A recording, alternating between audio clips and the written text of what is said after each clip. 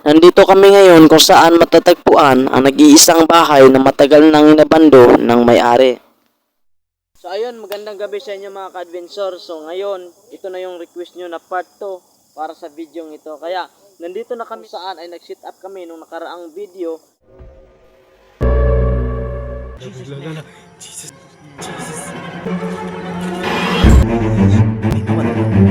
Siyempre mga ka-adventure, bago kami pupunta ron ay kailangan namin maghanda ng mga gamit, mga bagay at mga batteries na pwede naming magamit doon mismo kasi walang kuryente, walang kahit na kung ano. Kaya so yan guys, magandang gabi, nakarating na kami sa pupuntahan namin sa area na kung saan ay dito kami ngayon. So actually guys, papasok na kami sa gate. So ito yung gate na kung saan ay marami daw mga nagsasabing dito mismo ay nakakarinig sila ng mga ingay ng bata. At saka yung iba, sabi nila, meron daw silang mga nakikita. So ngayon, ito yung part 2 ng video na gagawin namin. So, kasi maraming nagre-request. Lalo na, alam nyo guys, yung mga nagre-request taga rito. Kasi gusto talaga ng patunayan na kung saan ba nanggagaling. So ngayon guys, alam na natin yung history. Ano ang naging dahilan, ano ang mga kung bakit. So, isa sa mga gusto naming malaman ngayong gabi kung ano ba ang ibig sabihin nung narinig namin ang bata. Talaga parang may hinihingi siya. Kaya samahan nyo kami ngayong gabi. Gigising tayo ng mga alas 3. So yun guys. Ito na, papasok na kami ngayon. Ito. Yan. Ayan, so yun guys, no. So ayan, dito, ayan malaking punong yan. Diyan namin kung saan may na-detect yung cam namin na hindi namin maipaliwanag nung gabing yun. Dito mismo, ayan.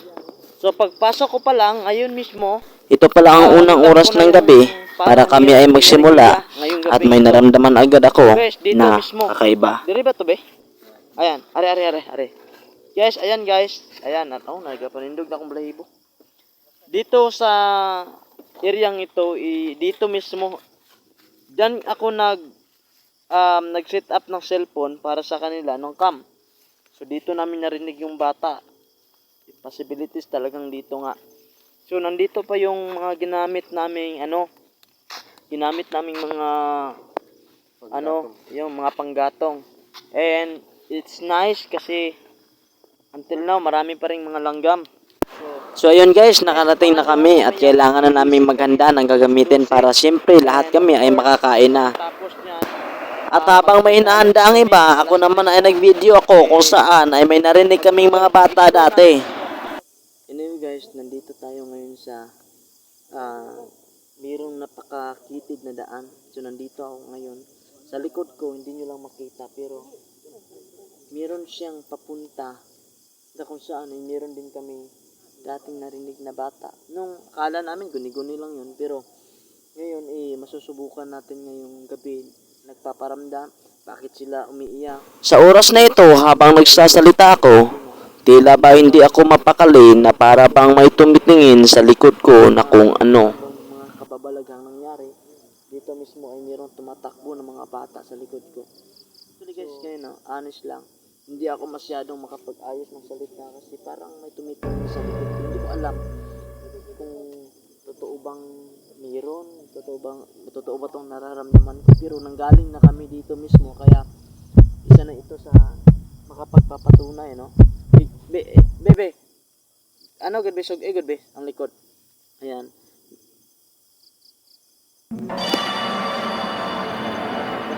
Yes, lulus bata.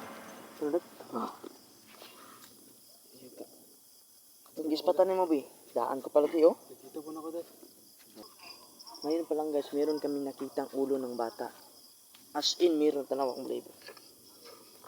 Di tingala ko bang murag na ama jud kitanaw. Dito po na. Tingnan niyo guys, yung mga balahibo ko. Ayan. Hindi ito biro para sabihin namin talagang meron ba o wala. Pagkatapos ng mga pangyayaring iyon ay napag-isipan muna namin na magkape habang hinihintay namin maluto ang aming sinasaing.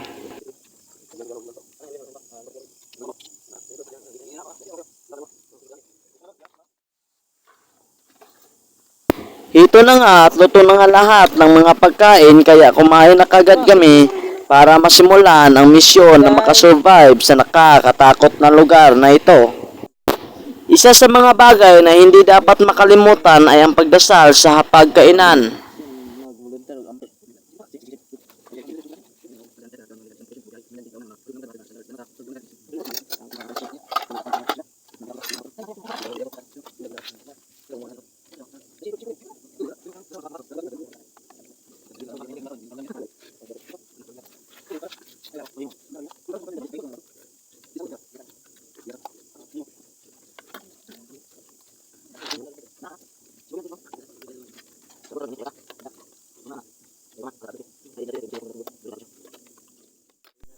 Katatapos na namin kumain kaya naman nagbato-bato pics ang lahat kung sino ang magligpit ng mga pinggan.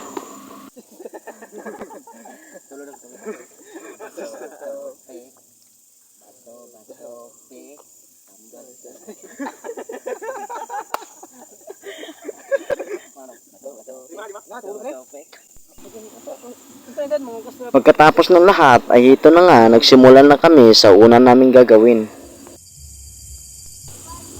Sa pagsimulan namin ay gumamit kami ng night vision cam para kahit madilim ay makita pa rin namin ang paligid. At habang tinitimpla ko ang light ng apps na ito ay tila ba may nakuha ang kamera ko na mukha ng tao na tumitingin sa amin.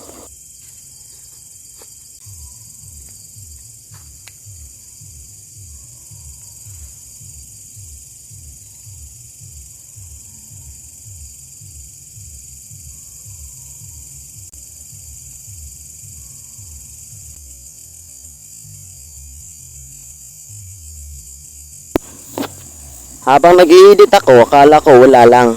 Pero lahat ng mga katanungan namin ay may kasagutan na kung sino at bakit babae ang lagi naming naririnig tuwing nagba-vlog kami sa lugar doon. At kayo na rin ang bahalang maghusga sa larawan ng batang babaeng ito. Hindi kaya siya yung batang babae na narinig natin nung nakaraan? Kung saan marami ditong mga nagpaparamdam actually. Ayan na yung bahay, kung mapapansin ninyo, papalapit na talaga kami. So ngayon gagawa tayo ng paranormal activity sa lugar na ito.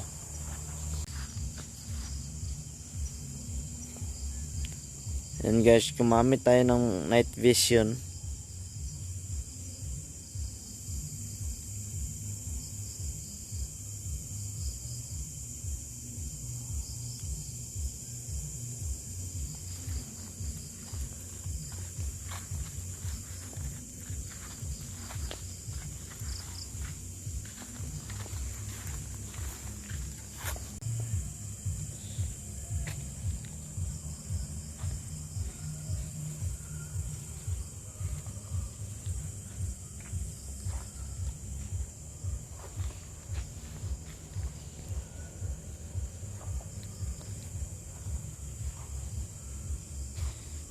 Yan talagang Habang ina-explore namin ang bahay, tila ba may kasama kami na nagmamasid sa labas.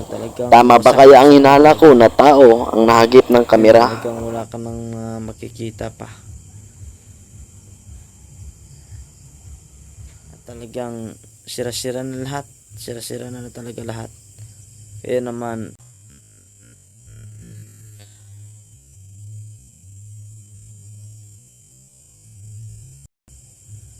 wala na talaga.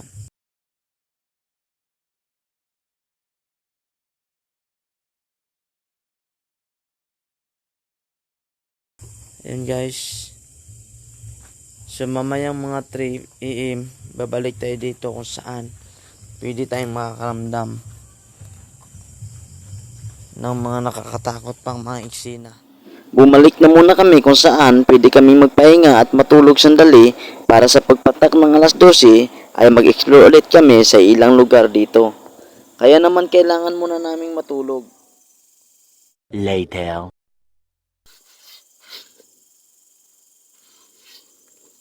Ayun, 12:01 na. So let's explore natin itong lugar.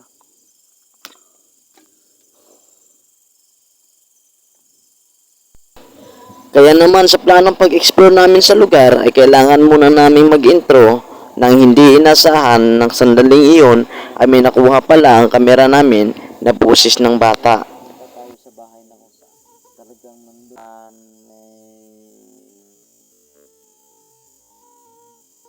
yung pinaka main issue, yung mga bata nagtatakbuhan, minsan ng mga taga rito nakakita talaga sila sa gate mismo kumatayo ng mga bata, just tulad din namin na na-experience namin for yung nakaraang pumunta kami dito. Kaya it's at 12 at midnight na, kaya siguro ito na yung pagkakataon para mag-explore pa. So guys, ayan, nandito tayo ngayon sa gate. Ito yung main gate nila. Actually, lahat na pumapasok dati mula pa nung okay pa ang bahay na yan, ito yung ginagamit talaga nila na gate kasi wala. Lahat na nandito talagang close yan lahat.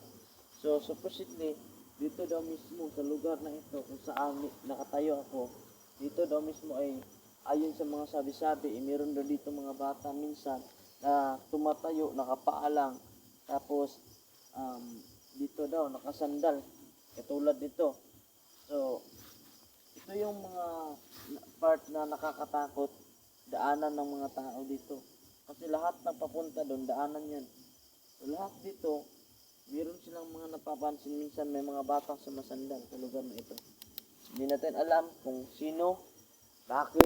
So, uling pag-explore namin sa lugar ay gumamit kami ng night vision cam dahil nga sa akala namin walang nangyari. At hindi namin inasahan ang nasaksihan ng aming night vision cam.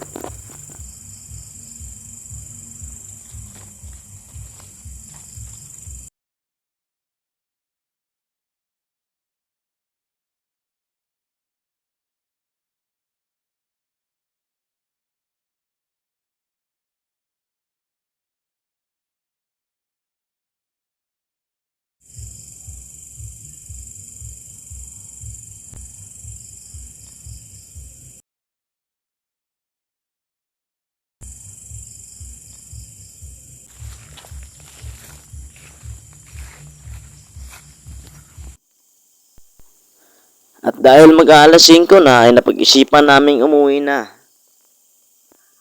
At isa lang ang naintindihan ko sa gabing ito, kundi sa bawat dilim ay hindi mo alam na lagi kang may kasabay. Kaya maraming salamat sa lahat ng suporta sa pamamagitan ng pag-like and share, subscribe sa channel na ito.